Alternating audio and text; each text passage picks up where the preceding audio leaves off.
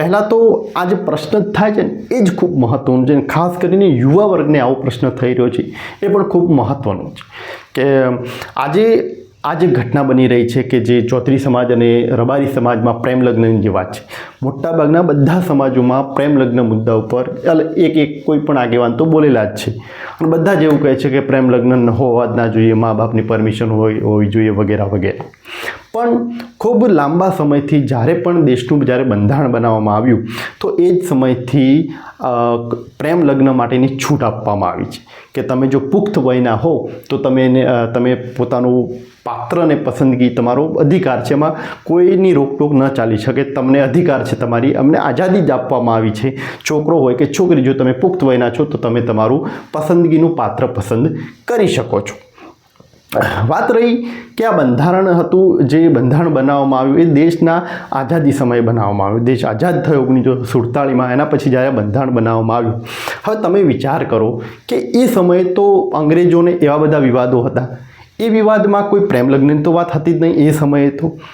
છતાં પણ એ સમયે બાબા સાહેબ આંબેડકરે જ્યારે પણ બંધારણ લખવાની જે શરૂઆત કરી તો એમાં એમણે આ વાત મૂકી. એ સમયના આગેવાનોએ એ વાત સ્વીકારી કે ભવિષ્યમાં આ એક મોટો ઇસ્યુ બની શકે એમ છે. છોકરીઓને છોકરાઓ કે છોકરીઓ પોતાના પ્રેમ લગ્નની છૂટ આપવી ખૂબ જ જરૂરી છે. એટલે એ સમયના લોકોએ વિચાર કર્યો હશે કે કોઈપણ જાતિ કે ધર્મ એ વધારે મહત્ત્વનું નથી, ખાસ કરીને માનવતામાં. એટલે એ સમયે એ લોકોએ વિચારીને એનો કાયદો બનાવ્યો હોય અને એ સમયે એવું કહેવામાં આવે છે કે બાબા સાહેબ આંબેડકર જે હતા કે જે આદે SC અને STના લોકો એમને તો ભગવાન તરીકે પૂજી રહ્યા છે, એ વ્યક્તિ જોડે 14 ડિગ્રીઓ હતી, એટલા વેલ એજ્યુકેટેડ હતા. એટલે એ વ્યક્તિ જો બંધારણમાં કંઈક આવું એની જોગવાઈ કરી છે તો એવા 14 ડિગ્રી વેલ એજ્યુકેટેડ વ્યક્તિના લખેલા ઉપર આજના અભણ નેતાઓ સવાલ ઉઠાવી રહ્યા છે. આજે મોટાભાગના સમાજોના આગેવાનો છે એ ક્યાંક પોતાની ચિંતા વ્યક્ત કરી રહ્યા છે કે દીકરીઓ ફોસલાવીને લોકો લઈ જઈ રહ્યા છે ને આમ છે ને તેમ છે. પણ છે તો આખો જ્ઞાતિવાદ જ. બાકી પ્રેમ લગ્ન તો ખોટા નથી, પણ એનો પણ હું મા બાપના દૃષ્ટિકોણથી પણ તમને સમજાવું છું. પણ જો પહેલાં હું કાયદાની તમને નજરે બતાવું કે જે વ્યક્તિ વેલ એજ્યુકેટેડ હતા એ સમયના લોકોએ ખૂબ આખું બધું કરીને એના ઉપર કંઈક આવું જોગવાઈઓ લાવી છે. પરંતુ આજના જે અભણ જે આગેવાનો છે, ખાસ કરીને કોઈ ભણેલા નથી, કોઈ વધારે જ્ઞાન નથી, એવા લોકો આ મુદ્દા ઉપર કૂદી પડે છે અને એના પાછળનું પણ ક્યાંક કારણ પોતાનો રાજકીય રોટલો શેકવાનું કરી રહ્યા છે. જો એમને પોતાની કંઈક લાગણી જ હોય ને સમાજ પ્રત્યે તો બીજા અનેક એવા મુદ્દાઓ ઉપર છે કે જેના ઉપર ખાસ કરીને ધ્યાન આપવાની જરૂર છે, એના મુદ્દા ઉપર લડવાનું કામ કરવાની જરૂર છે. પણ જે મહત્ત્વના જે મુદ્દાઓ છે, ખાસ કરીને સમાજમાં AI, તો આવનારા સમયમાં AI ભારે એનું બહુ મોટું નુકસાન થઈ શકે એમ છે. પણ એ AI સામે લડવા માટે આજના કોઈપણ નેતા એના ઉપર લડત નથી આપી રહ્યા. કોઈપણ સમાજના યુવાનોને AI વિશેની વાત નથી કરતા, કોઈ જગ્યાએ AIની વાતો નથી. તો ક્યાંક આ બધી જે છે એમાં ક્યાંક એ પણ છે કે જ્યાં લોકોની લાગણી છે એવા મુદ્દા ઉપર આપણે કંઈક નિવેદન આપી દઈએ એટલે ક્યાંક ચર્ચાઓમાં આવી જઈશું અને પોતાના રાજકીય રોટલા શેકી શકીશું. તો આ હતો સામાજિક દૃષ્ટિકોણ. પરંતુ આ જ વાતને આપણે જો માતા પિતાના દૃષ્ટિકોણથી જોઈએ તો ક્યાંક માતા પિતાની ક્યાંક લાગણીઓ એ સાચી રહી હોય છે અને ક્યાંક દીકરીઓ ભાગી જઈને ઘણા બધા એવા કિસ્સાઓ બને છે કે જ્યાં મા બાપ લાચાર બનતા હોય છે. અને એ બધું તમે સાંભળો તો તમને એવું લાગે કે યાર આ તો ખોટું છે, પ્રેમ લગ્ન તો હોવા જ ન જોઈએ. એ પણ એવું ખોટું લાગતું છે.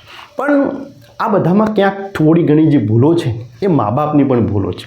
કેમ કે ઘણીવાર કોઈ છોકરો કે છોકરી પ્રેમ લગ્નમાં પડવાની જ્યારે શરૂઆત હોય છે કોઈ પણ માધ્યમથી, તો એ શરૂઆત પહેલાં થોડા એવા કેરેક્ટર ઉપરથી ખબર પડી જતી હોય છે કે ક્યાંક ગાડી ઊંધી ડાયરેક્શનમાં જઈ રહી છે, પણ મા બાપ એના ઉપર કોઈ ધ્યાન નથી આપતા.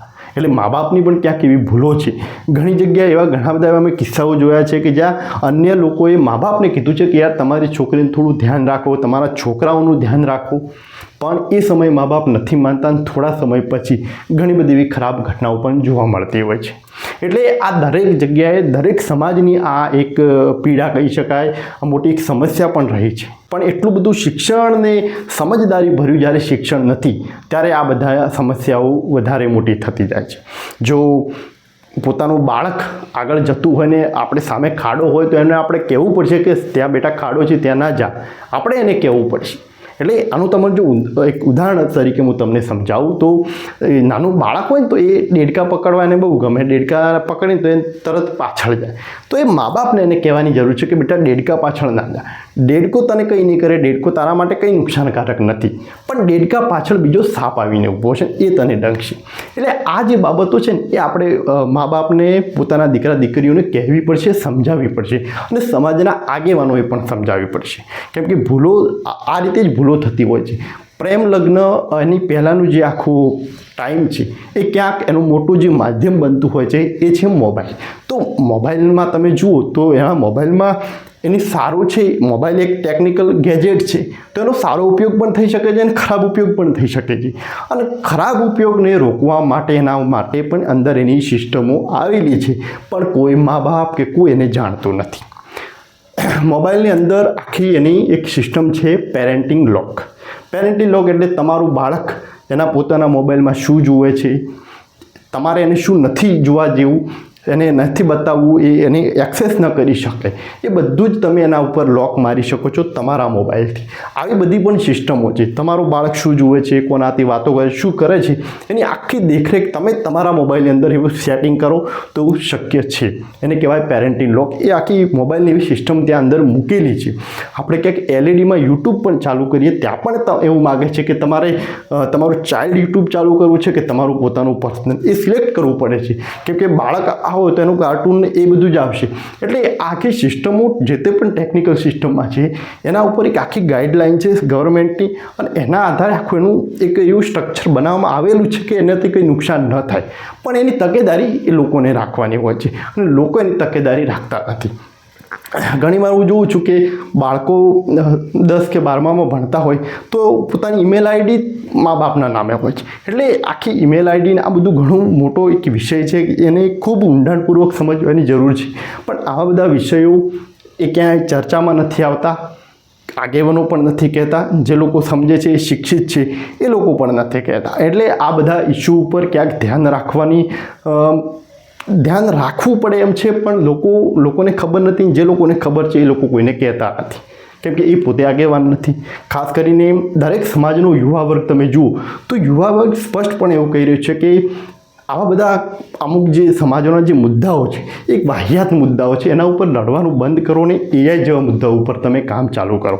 કેમ કે આવનારા સમયમાં એઆઈ એ ખૂબ મોટો પડકાર સાબિત થવાનો છે દરેક સમાજ માટે. હમણાં પ્રધાનમંત્રી નરેન્દ્ર મોદીએ સાણંદમાં આખું ડેટા સેન્ટર, એઆઈનું ડેટા સેન્ટર બનાવવામાં આવ્યું. હવે તમે વિચાર કરો કે આજે સમાજ એ ક્યાંક બંધારણમાં ડૂબેલો છે, બંધારણ જેવા મુદ્દાઓમાં લડી રહ્યો છે, ક્યાંક અંધશ્રદ્ધાના મુદ્દામાં, તો ક્યાંક આવા પ્રેમ લગ્નના જેવા મુદ્દાઓમાં.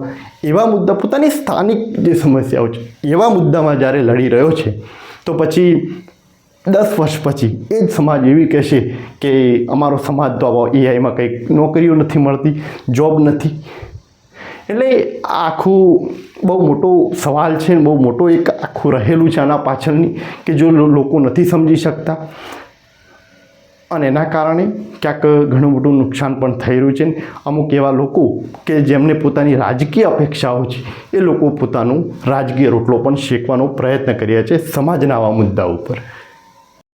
પરંતુ હવે આ જ ઘટનાને જે પણ આવી જે પ્રેમ લગ્નવાળી જે ઘટના છે એમાં સરકારનું સ્ટેન્ડ શું, સરકારનો દૃષ્ટિકોણ શું છે? તો સરકાર આમાં લોકોને લોલીપોપ આપી રહી છે. સરકાર પોતાનું વોટ બેંકનું જ વિચારે છે. સરકાર એક એવું આખી સંસ્થા છે ખરેખર તો કે જ્યાં લોકોનું હિત કરતાં એ પોતાના પાવર, પોતાની ખુરશીની ચિંતા વધારે કરે છે. એટલે એને લાગશે કે યુવા વર્ગ કરતાં બીજો વધારાનો વર્ગ એ પ્રેમ લગ્ન જેવા મુદ્દા ઉપર વિરોધમાં છે તો આપણે એને ટાર્ગેટ કરીએ અને એના પાસેથી વોટ લેવા માટે એ એવો લોલીપોપ આપી દેતો હોય છે. હમણાં હર્ષ સંઘવીએ જાહેરાત કરી કે હવે માતા પિતાની પરમિશન માગવામાં આવશે. આ અને લોકો ખુશ પણ થઈ ગયા. પરંતુ આ કોઈ પણ કાળે આ શક્ય જ નથી. બંધારણમાં એક એવી જોગવાઈ કરવામાં આવી છે, એ જોગવાઈ પ્રેમ લગ્નની છૂટ આપે છે. દરેક છોકરા છોકરીઓને પુખ્ત વયના હોય એમને દરેકની છૂટ આપે છે. તો પછી એ કોઈપણ કાળે માતા પિતાની પરમિશન એમાં આવી જ ન શકે. એ શક્ય જ નથી. અને એ બંધારણની જોગવાઈ જો બદલવી હોય તો એની ખૂબ લાંબી પ્રોસેસ છે અને એના માટે કોઈ પણ સરકાર એટલી પાવરફુલ નથી. એટલા બધાના જોડે સાંસદ એમપીને આખો ખરડો પસાર થાય, વિધાનસભા ગૃહમાં આખું બિલ થાય, રાજ્યસભામાં, એની ખૂબ લાંબી પ્રોસેસ છે. એટલે એ લગભગ શક્ય નથી. અને જો તમે કોઈ એક જગ્યાએ કરશો તો દિલ્હી જેવા સ્ટેટમાં જ્યાં યુવા વર્ગ છે એ તો પ્રેમ લગ્નને સપોર્ટ કરશે, તો એ ક્યારેય એ શક્ય નહીં થવા દે. કેમ કે દિલ્હી જેવા સ્ટેટોમાં તો યુવા વર્ગ એમની વોટ બેંક છે દરેક સરકારોની. એટલે આ જે સરકાર જે આપી રહી છે કે અમે માતા પિતાની પરમિશન આપીશું, એ બધું ખોટું છે. એક પ્રકારે લોલીપોપ છે, એમાં કોઈ નથી. પ્રેમ લગ્ન થયા પછી મા બાપને માત્ર જાણ કરવામાં આવશે, બીજું કશું જ એમાં કોઈ નવાઈની વાત નથી. અને એ તો ઓલરેડી છોકરા છોકરી ભાગી જાય છે તો માતા પિતાને તો એમને પણ ખબર પડી જવાની છે, તો એને કોઈ લેટરની કંઈ જરૂર નથી. માત્ર લેટરથી ઓફિશિયલી કંઈક માહિતી આવશે, તો એમાં કંઈ મોટું નથી. એ પહેલાં પણ થતું હતું ને આજે પણ થશે. તો આ માત્ર સરકાર જે આપી રહી છે એ માત્ર એક લોલીપોપ છે. અને તમે જુઓ સરકારનો કેવો બે રૂપો ચહેરો છે, એક સારો અને ખરાબ કઈ રીતે બતાવે છે. એક સાઈડ સરકાર એ પ્રેમ લગ્નનો વિરોધ કરી રહી છે કે ભાઈ પ્રેમ લગ્નમાં માતા પિતાની પરમિશન આપશે, અને એ જ સરકાર કોઈ અન્ય સમાજના છોકરો કે છોકરી, એસટી અને એસસી સમાજની છોકરી કે છોકરા સાથે લગ્ન કરશે તો એને 2 લાખનું કે એવું ઇનામ પણ આપવામાં આવે છે. ખાલી લવ મેરેજને પ્રમોટ કરવા એને ઇનામ પણ આપવામાં આવે છે 2 લાખનું. તો તમે વિચાર કરો કે સરકાર એક સાઈડ વિરોધ કરી રહી છે ને એક સાઈડ સપોર્ટ પણ કરી રહી છે. એટલે આ બધું આખું આ રીતનું છે. અને બીજું, જો તમે એવું વિચારતા હો કે સરકાર આવી કોઈ જોગવાઈ કરશે, આ તો કે ભારતીય જનતા પાર્ટી છે ને કંઈક પણ બદલાવ કરશે, તો લવ મેરેજવાળી જે વાત છે કે માતા પિતાની પરમિશન, એ એમાં શક્ય નથી. એના પાછળનું કારણ શું કે જ્યારે પણ આવો કોઈ જોગવાઈ આવી બદલવી હોય તો એના પાછળ આખું જ્યારે બિલ પસાર થતું હોય તો એનો વિરોધ થાય. હવે વિરોધ કઈ રીતે? તો જો લવ મેરેજ આ રીતે બંધ કરવામાં આવે તો એની નુકસાન શું? તો લિવ ઇન રિલેશનશિપ વધી જશે. એટલે કે છોકરો કે છોકરી કોઈ પણ પ્રકારે લગ્ન નહીં કરે, એઝ અ ફ્રેન્ડની જેમ ક્યાંક ભાગીને કોઈ અલગ જગ્યાએ પોતે પતિ પત્નીની જેમ બધું જ કરશે, રહેશે, ખાલી લગ્ન નહીં કરે. તો ફરક શું પડ્યો? એટલે આ જેટલી પ્રોબ્લેમ જે છે લવ મેરેજવાળી, એ જેટલી સામાન્ય છે એટલી ખૂબ જટિલ છે અને લોકો એને નથી સમજી શકતા. અને એટલે જ કહું છું કે કંઈક આવું જો નવું કંઈક સમજવું હોય તો અમારી ચેનલને સબસ્ક્રાઈબ કરીને જોતા રહો સચેત વિજય.